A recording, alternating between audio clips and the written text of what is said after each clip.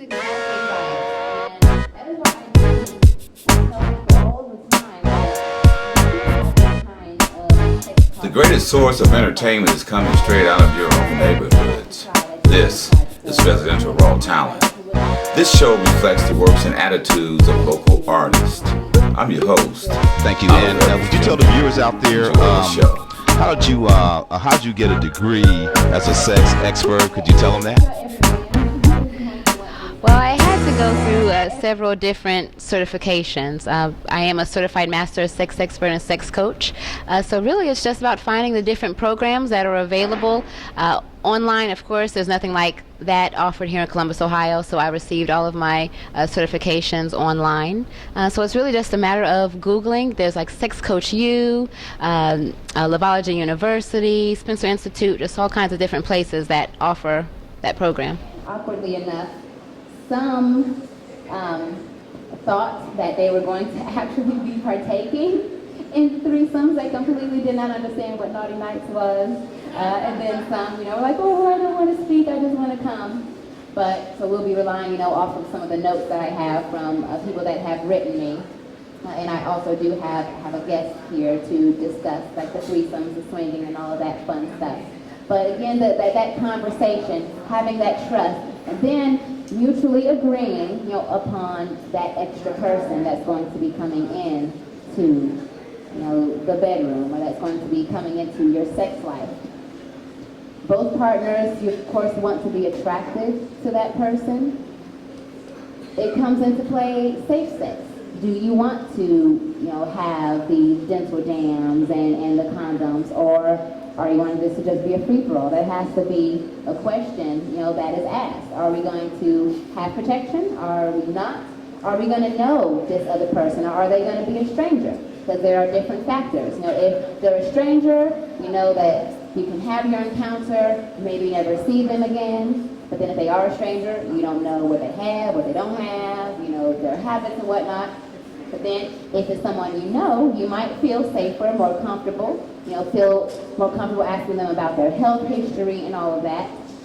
But on the flip side, if it's someone you know and you have sex with them, you may feel awkward seeing them again.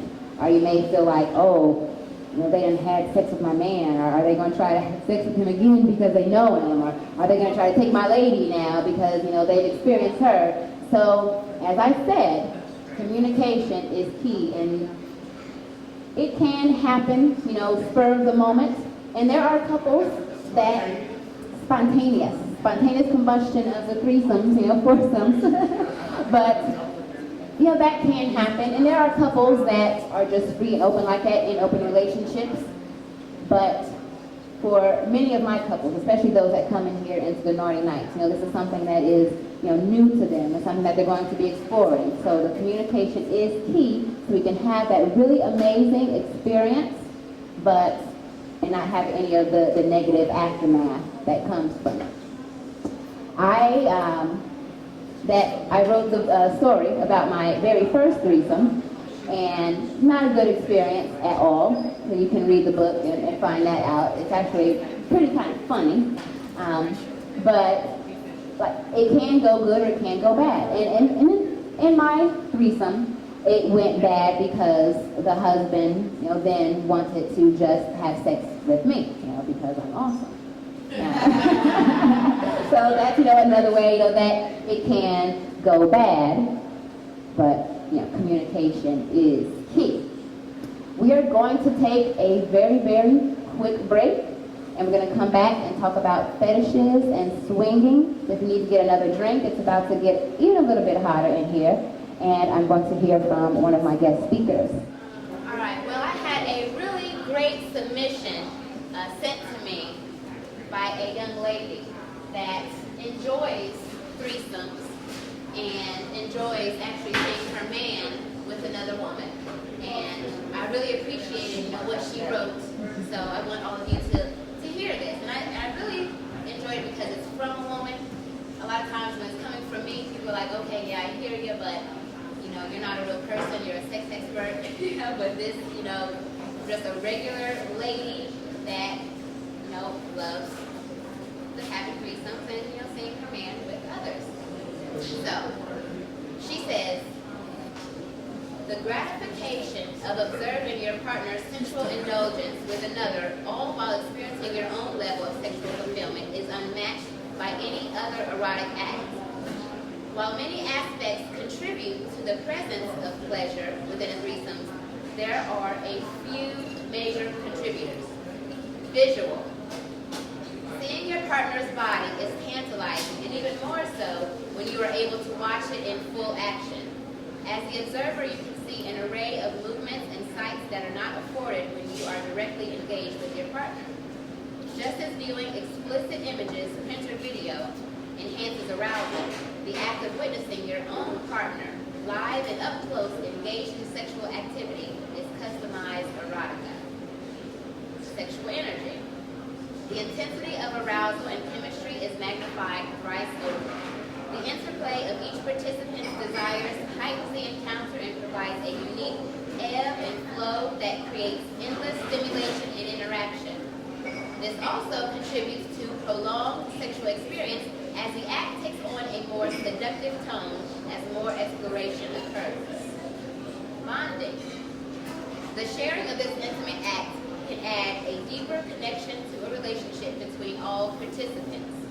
The exchange provides an outlet of expression that, when respected and honored, yields an insight of not only oneself, but also of that of your partner. I thought that she wrote that very well and explained, her thoughts and her feelings and exactly why, it was arousing to her.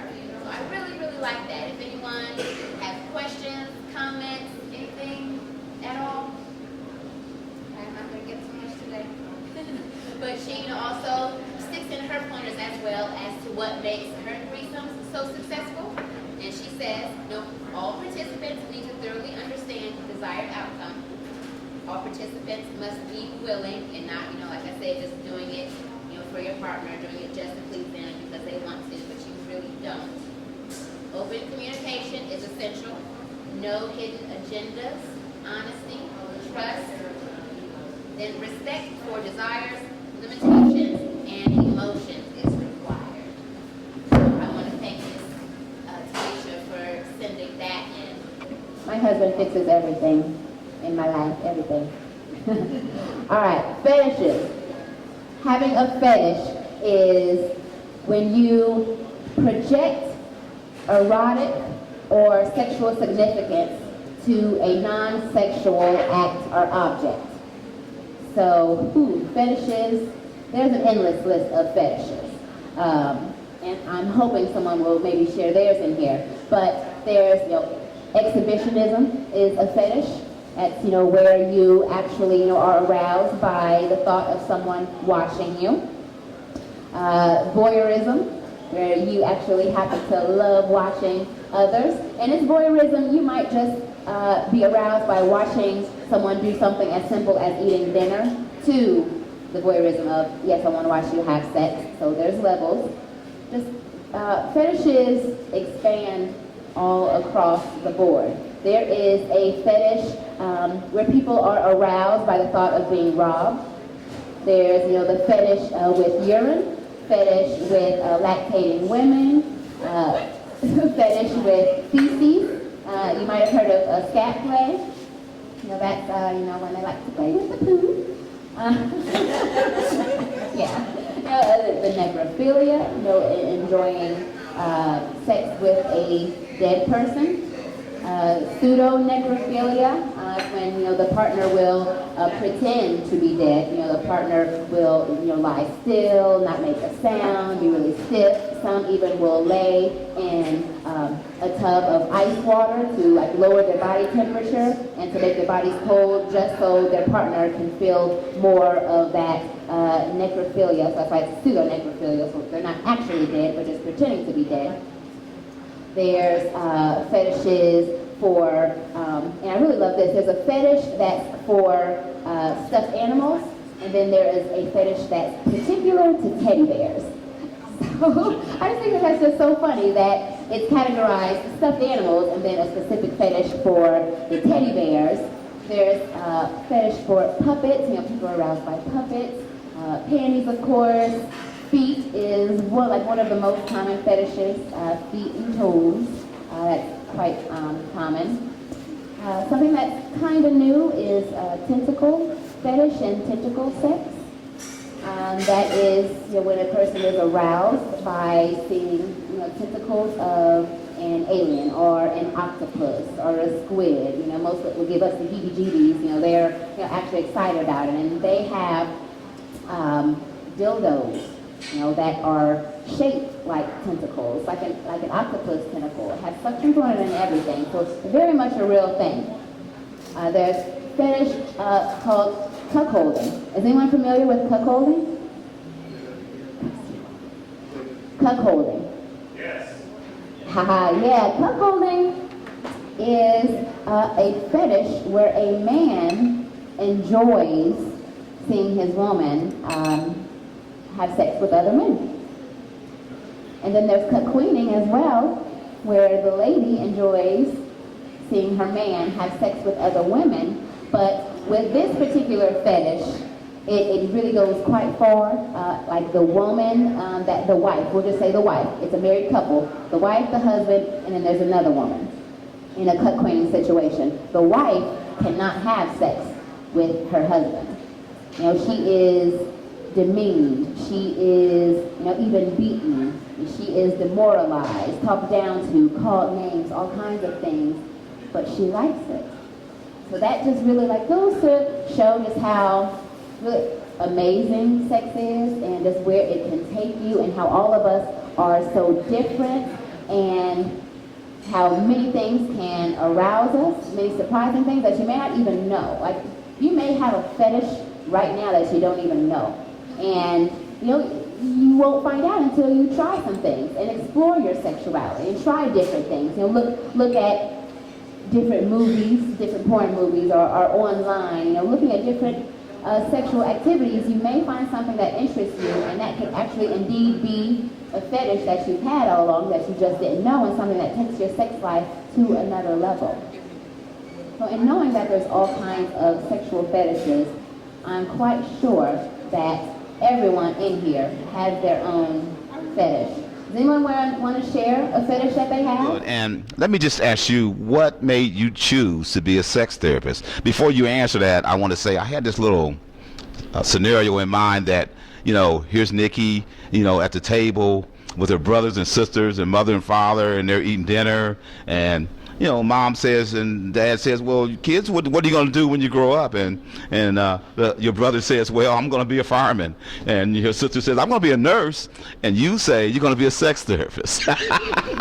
No, that's not true, probably. I just had that. But what made you choose to be a sex therapist? I could probably say that being a sex expert chose me. I never thought that that's what I was going to be growing up. I went to college, to receive a bachelor's in business administration and my master's, but the teaching sex really just kind of happened. I started out being a life coach, relationship coach, and a sex coach because I wanted to help women in all aspects of their lives. But I found just a love, for teaching sex, and I have just a deep love for sex, and not just, I love having sex like how everyone else has sex. RRT is meant to be a door for new and upcoming talent, and a vehicle for existing talent. Subscribe to us on YouTube for information and replies to comments. This is Galen Thomas. Thank you for watching. We hope that you've enjoyed this edition. And as always, looking forward to seeing you next time in Residential Raw Talent. And the way that I teach it.